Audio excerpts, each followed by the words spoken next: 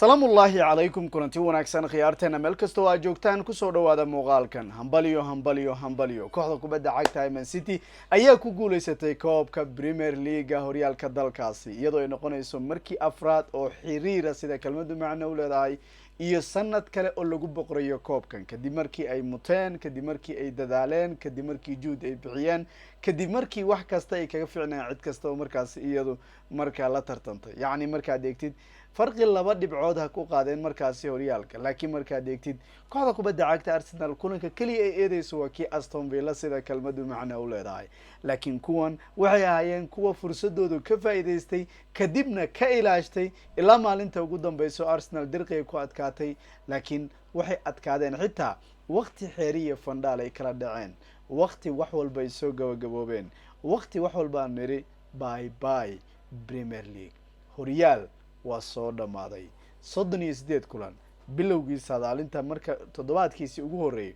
ayaan saadaalin ka bixiyay markaana waxaan iri Man City ayaa ku guuleysanaysa horyaalka waa sax horyaalada qaarkood waan qalday laakiin kan wuxuu ahaa midkii aanu saxnay markaan aanu lahayn City wax kale ma jirin laakiin waxay hayeen kuwa ka mudnaa ka diyaarsanaa ka fiicnaa markaad eegtid labada xidig ee lagu murmayo horyaalka Premier League ayaa ugu fiican City baad ka soo yeelaysaa haddaan ku iraahdo yaa ugu fiicnaa horyaalka Premier League maadaama la siiyay xidiga Phil Foden yaa jira xidig ka mudan inta haddaad fiiriso waxaad leedahay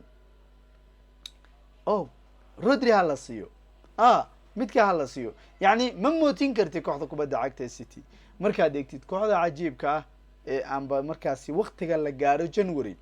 toorkeeda hadduu kaco waa siduu u kacay waa sababtii aan u lahayn marka Liverpool iyo Arsenal way ku adag tahay inay qaadaan marka inkastoo Arsenal ay tartantay juhdi ay bixisay gabagabadii waxaa laga garan karay wajigoodu in aysan ku qanacsanayn in yacni xaalad adag ay ka muuqatay marka yacni qofku waa sax wuxuu ku fakarayaa Arsenal sidan oo kale goormay u ciyaari doonaan juhdigan oo kale goormay bixin doonaan sidan oo kale goormay u halgami doonaan sidan oo kale macnaha maxay iyo goormay sameyn doonaan oo wax ay adag tahay markaasi waa sababta aan u leenahay marka kooxda kubadda cagta ee Arsenal iyagu waxay ahaayeen kuwa markaasi dadaalay laakiin kuwii ka fiicnaa ayaa ku guuleystay markaasi nadiga kubadda cagta Arsenal maanta waan usoo noqon doonaa waxyaabaha kale sharaxaada laakiin kulamadii dhacay ayaan rabnay inaan dul marno maadaama kulamada hal waqti iyagu ay isla dhacayeen kulamadu horta isha baa lagu wada hayay sababtoo waxay ahayd final ciyaarahan midii badisa mid hadday kufto oo City hadday ku filahayd Arsenal ay soo badin lahayd sidaas ba horyaalka ay ku qaadeen Arsenal laakiin labada way badiyeen Arsenal saas ba horyaalka looga qaadaya yacni Everton bay la ciyaareen goolashoodu waqti dambe ayuu yimaadeen markaasi yacni waa sababta aan u leenahay Arsenal waa sigatay labsadooda fiiri goolka 89 daqiiqo bay dhalisay Arsenal 89 daqiiqo degar marka goolka labada gool bay isaga caawiyay midna Tomiyasu baa dhaliyay midna Kai Havertz baa dhaliyay Kai Havertz xilaareed cajiib uu isagu qaadanaya markaasi haddii Arsenal sidaas iyagu ay lahaayeen ay juhdi dadaaleen ay bixiyeen nadiga Newcastle oo kale 4-2 baa looga adkaaday bay ku adkaadeen Brentford iyo ku dubteen Unitedna waa garaaceen idinka waa ka mashquulsanay moogtahay dadka waa soo Brighton ma inta la qabto la iska garaaca lagu leeyahay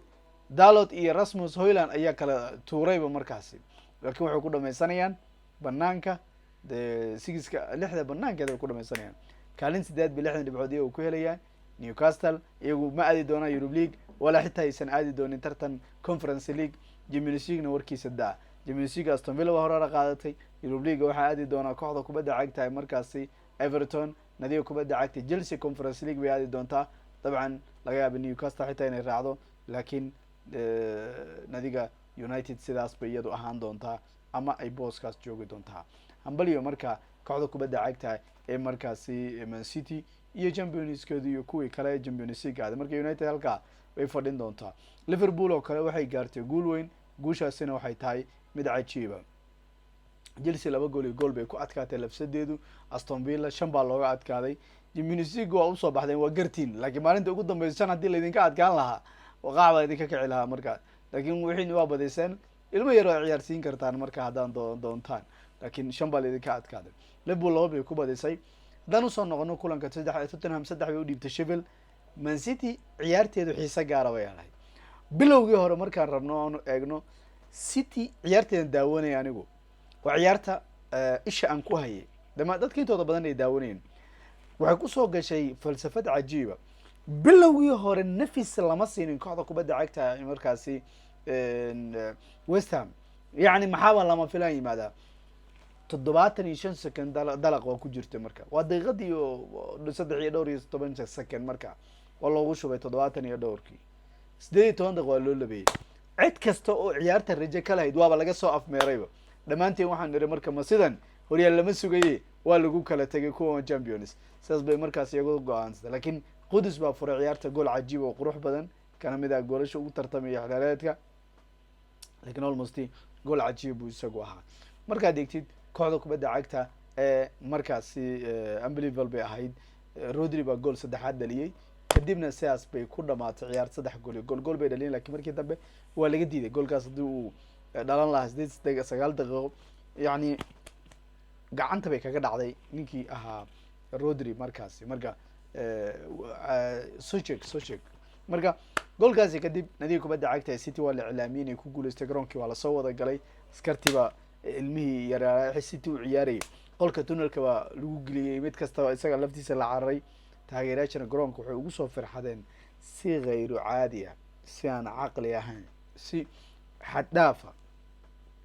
marka sidaas bay ku soo dhameysteen isla markaan cajiib ahayn dabcan Arsenal waxa socota khudbadii Arteta kaasoo isagu kula hadlay reer Arsenal yani ilmaha ayuu isku dayay inuu niyadiisa dhiso uu leeyahay sanadkan waa soo halkanteen isku dayay sanadka dambana waa iman doontaan yani hadda dad sameeyeen sanadka dambana ma sameeyeen weedi doontaan waa awoodi doontaan inaad timaadaan laakiin lama garan karayo waqtiyadan oo kale marka adigu waxa ka dhici karta rajabeel way masalan kooxda tartamaysa adigu ma aha koox yar markaasi markaan usoo noqono taariikh weyn bay City ka dhigtay kulanka markaad fiirisid Sol Campbell 55 kulan buu isagu ka ahaa unbeaten markaasi unbeaten isagu ahaa Real baa lagu qaadayay markaad eegtid ninkii Rodri hadda waxaad arkaysaa kulan uu isagu ciyaarayo kooxdiisa lagama badiyo Sol Campbell sidaas buu bir u ahaa inkastoo laacib center back oo difaac uu isagu ahaa markaasi Sol Campbell ma sahlanay Arsenal marka natiijadaas iyadu guusha waxa lagu leeyahay 23 kulan bay maalinta ugu dambeysay final day-ga iyo guuleysanayeen rekoorka taariikhiga Man City 35 kulan bay unbeaten iyo dhamaan tartamadooda 29 way guuleysteen 6 barbaro waana naadi Premier League kulankii ugu dheeraa marka unbeaten-ka kulan yani ugu dheeraa markaad fiirisid laakiin 49 kulan baa dad haystay Arsenal la yiraahdo Rodri marka konton kulan buu isagu yahay unbeaten wali waa kaaniyo gool buu dhalinayaa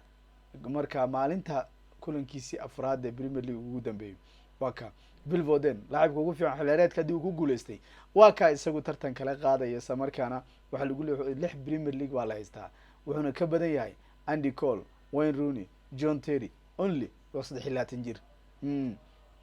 Man City ayaa ku guuleysay waxay noqonaysaa kooxdii ugu horeysay ee rag ah ee Ingiriiska taariikhdeedu 4 horyaalo xiriira iyadoo ku guuleysanaysa never ma dhicin meelaha kale kama dhicin marka 4 consecutive iyagu inay qaadaan waa rad sheeko kale Pep Guardiola record kale buu noqday macallinkii ugu horeeyay 4 jeer isagu qaada markaasi taariikh weyn buu sameeyay Bernardo Silva waa ka isagu wacdareeyay isla markaana taariikh weyn ayaa kooxdu isagu dhigaya unbelievable ma sahlana hambalyo aan leenahay habeenkan taariikhiga habeenkan cajiibka habeenkan unbelievable-ka oo maalinta ugu dambeysay xiliyaareedka Bernardo Silva iyo Nani Bruno Fernandes markaad fiiriso ragga ugu badan ee Portugiisyada ah ee Premier League taariikhda caawinada ugu badan sameeyay si shargaray meel kasta oo joogtaan salaam